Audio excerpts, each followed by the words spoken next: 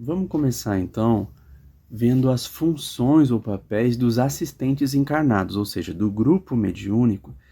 Quando a gente está na parte prática da reunião, que papéis a gente pode assumir? Lembrando que todos somos médiums. Isso é um princípio, né, dentro do espiritismo, um pilar, assim, um conceito que a gente considera que todos temos mediunidade. Cada um de nós tem uma expressão dessa mediunidade um pouco diferente, acentuando certas características, mas todos nós somos médiums. Então, a gente vai ver diversos papéis e a gente tem que entender que a gente não está enquadrado em um só papel. A gente tem uma flexibilidade e pode atuar um pouco em cada papel.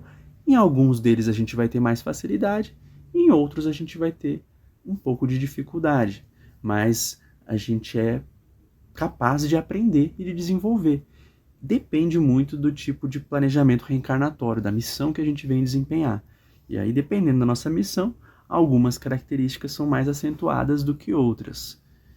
E eu vou trazer aqui três grupos de papéis. Eu estou chamando do grupo essencial. Se tiver só dois tipos de papel, dois tipos de função, já é possível. Esse é o essencial. O ideal, que é os 6 tipos de funções que existem, e outros complementares. Por exemplo, o que é essencial para uma reunião mediúnica acontecer? Usando a metodologia daquele atendimento aos espíritos, né? É essencial que tenha um médium psicofônico e um dialogador, né? Todos são considerados médicos, o psicofônico e o dialogador. Né? Apesar da mediunidade do psicofônico, que é aquele que recebe a comunicação, que também é chamado de mediunidade de incorporação, né? É muito mais nítido que a mediunidade está ali se expressando, enquanto que o dialogador ele tem uma participação maior do pensamento dele, mas ele é intuído também, né? Então, o dialogador e o psicofônico são os dois básicos para poder acontecer o atendimento. É o que é essencial. Mas existe o ideal, vamos dizer assim, que é se a gente tiver um grupo maior, a gente quer mais pessoas em funções diferentes. Por exemplo, ter um dirigente. Um dirigente, quando um grupo começa a aumentar, é aquela pessoa que concentra, vamos dizer assim, as atividades, que tem uma noção do ritmo, que sabe onde inicia, onde termina, que fica atento ao trabalho que está acontecendo, que direciona as assistências. É alguém que está com essa função de tentar equilibrar para que o trabalho aconteça de uma forma que todos possam ser assistidos, né? Que todo o trabalho consiga, as demandas tenham o seu atendimento, né? Tem o médium de sustentação também, que a gente vai ver depois cada um deles com mais detalhe, mas o médium de sustentação é aquele, geralmente, todo mundo que vai iniciar numa reunião mediúnica começa com a sustentação. A sustentação, o fundamento principal é a capacidade da gente se concentrar, de ter aquela seriedade, aquela intenção de auxiliar. Quando a gente faz esse movimento interno de concentração, de desejo de auxiliar, de estar ali disponível e se coloca, né, para colaborar com o grupo, a gente contribui para formar o campo. E os espíritos precisam dessa estabilidade desse campo, né? Então, mesmo quando tem uma pessoa dando comunicação, o médio de sustentação, ele está ali com aquele pensamento otimista, confiante nos mentores, sustentando a fé, sustentando o desejo de que as coisas ocorram da melhor forma possível. Assim como temos o médio de sustentação, temos o passista. O passista é uma figura assim muito interessante, né? A gente vai ver que todos eles podem ter também uma parceria com os mentores, né? O passista geralmente ele não é uma pessoa que está sozinho dando passe, ele geralmente tem a companhia, trabalha em cooperação com algum mentor que também ajuda, os magnetizadores, né? Também ajudam a fazer o passe. Mas o passista ele vai lá, a função desse passista a gente vai aprofundar depois, é mais conhecido, mas ele está ali para dar passe, está ali para trabalhar com o fluido, né, vital, com as bioenergias, enfim, está ali para tentar fazer um atendimento, às vezes direcionado ao grupo, né? Tem o médium psicógrafo, que é aquele que vai captar as mensagens e vai escrever em vez de falar. Em vez de falar, em vez de gesticular, ele vai escrever, né? Isso é bem importante também e é muito útil ter uma pessoa que se dispõe a escrever. E aí a gente já deixa na mesa ali as folhas, né, caneta, lápis, uma prancheta, enfim, deixa tudo facilitado para que se alguém sentir uma intuição, uma vontade de escrever, a pessoa vai escrever. E à medida que vai desenvolvendo essa função, os espíritos vão ajudando cada um a desenvolver um pouquinho mais a sua especialidade. Então, dialogador, psicofônico, o dirigente, o médium de sustentação, o passista e o psicógrafo, eles são os 6 principais componentes. Existem outros que auxiliam bastante. Todos eles eu vou depois detalhar e dizer como é que eles colaboram. Tem o médium clarividente, que é aquele que está relatando o que está acontecendo no plano espiritual. É uma pessoa que tem a visão espiritual um pouco mais aberta e consegue orientar e auxiliar o grupo e ajudar o grupo a focar, né, no trabalho que está sendo feito. Tem o médium de desdobramento, também chamado de projetor, né, projeção astral, a pessoa que tem a experiência fora do corpo, enfim, é um médium que consegue, mais do que apenas enxergar o plano espiritual, ele consegue sair, né, com o seu espírito e atuar em um outro espaço, né, às vezes até no plano espiritual. E aí pode ser feito assistência, pode ser feito resgate com o auxílio desse médium. Se ele for um médium que a gente chama de sonâmbulo, né, que é um médium que consegue, durante o desdobramento, descrever o que ele está vendo, aí ajuda bastante para que alguns resgates possam ser feitos. E temos também uma mediunidade bem assim, peculiar, mas que existe e é muito interessante, que é o da psicopictografia. É parecido com o médium psicógrafo, mas em vez de escrever um texto, ele pode fazer um desenho.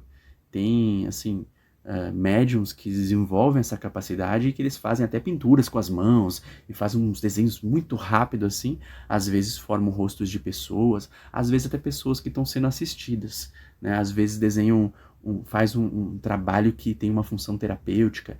Isso às vezes até os espíritos que já trabalharam com arte no passado querem expressar a sua arte, né? Estão trabalhando como se fosse uma forma terapêutica para si mesmo, de estar usando a arte para expressar a comunicação com os espíritos, expressar a fé, para trazer mensagens de entes queridos, né? Não é tão comum para mim ver em reuniões mediúnicas um médium que fica responsável pelos desenhos, pelas imagens. Mas tem livros que foram escritos graças a esses médiuns. Por exemplo, o livro Alvorada Nova, que foi um trabalho muito bacana, com vários médiuns que iam para a reunião mediúnica e eles recebiam, um recebia uma psicografia, o outro via uma coisa, o outro recebia um desenho, e eles iam montando e entendendo como é que funcionava uma cidade espiritual chamada Alvorada Nova, né? Então, é interessante, existe esse personagem e ele pode ser usado especialmente para ter essas funções de ou esclarecimento do grupo, ou também de identificação, né? Tem muita coisa para ser estudada sobre isso. Os médiums, existe, assim como eu falei que tem o médium da psicopictografia, tem médiums que trabalham com música também, tem médiums que recebem tipo aqueles sonetos, né? Recebem música clássica, partituras, eles conseguem psicografar as notas musicais, é como se fosse isso, né? Eu psicografo, escrevo uma partitura sem às vezes nunca ter estudado piano, né? Um médium que o espírito que está com ele estudou, mas ele não. Então tem casos na literatura, se vocês pesquisarem, de médiums que receberam músicas clássicas e várias coisas assim, de espíritos que foram altamente capazes, né, que desenvolveram muito a sua capacidade musical e que voltam novamente para testemunhar que a vida continua.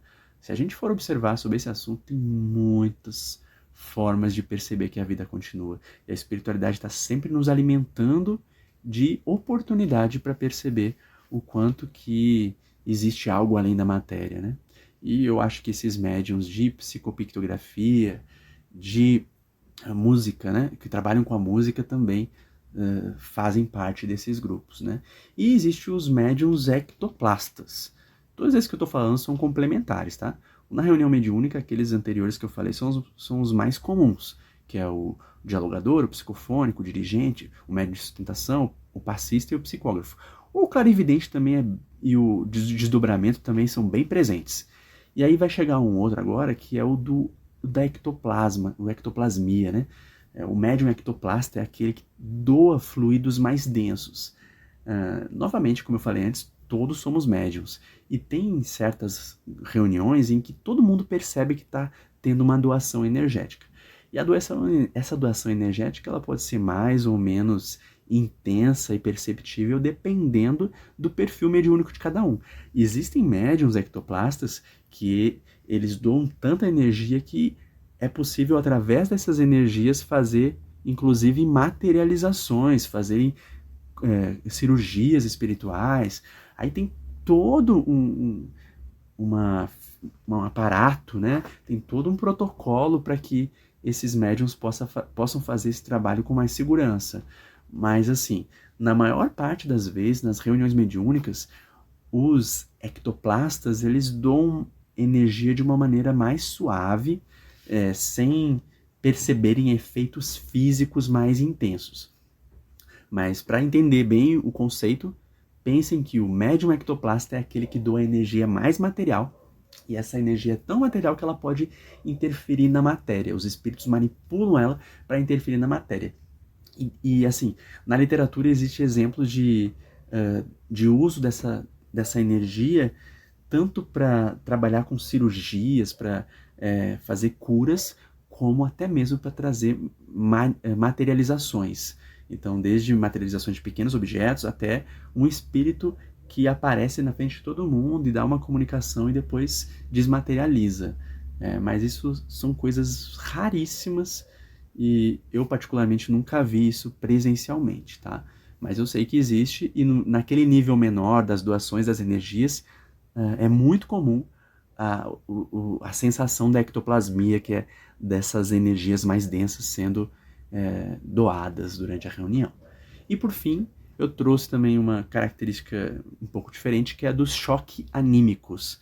É como se fosse quando o médium ele serve para que os espíritos possam receber um tipo de tratamento que dá um estímulo de energia muito forte para que eles possam, vamos dizer assim, despertar com esse impulso de energia, sabe?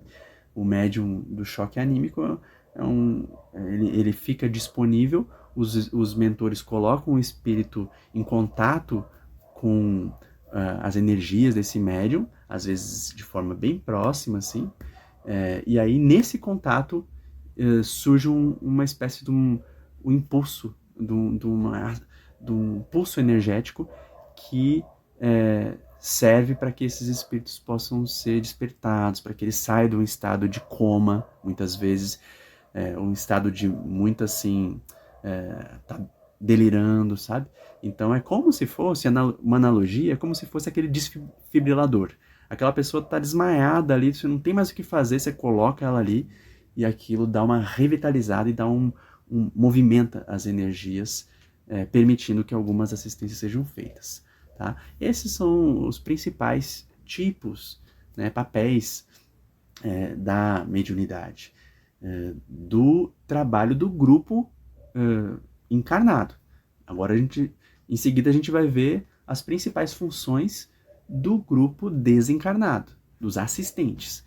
E depois que a gente vê todos, eu vou detalhar o papel de cada um desses que a gente viu até agora, do dialogador, do médium de incorporação, que é a mesma coisa que de psicofônico, do dirigente, do médium de sustentação. Eu vou tentar trazer aqui alguns elementos para que vocês, quando forem testando um papel ou outro, possam ter algumas orientações iniciais para começar a fazer esse trabalho, tá? Então, por enquanto a gente fica por aqui e em seguida a gente vai ver os papéis dos personagens, né? Dos participantes no plano espiritual daquela equipe espiritual.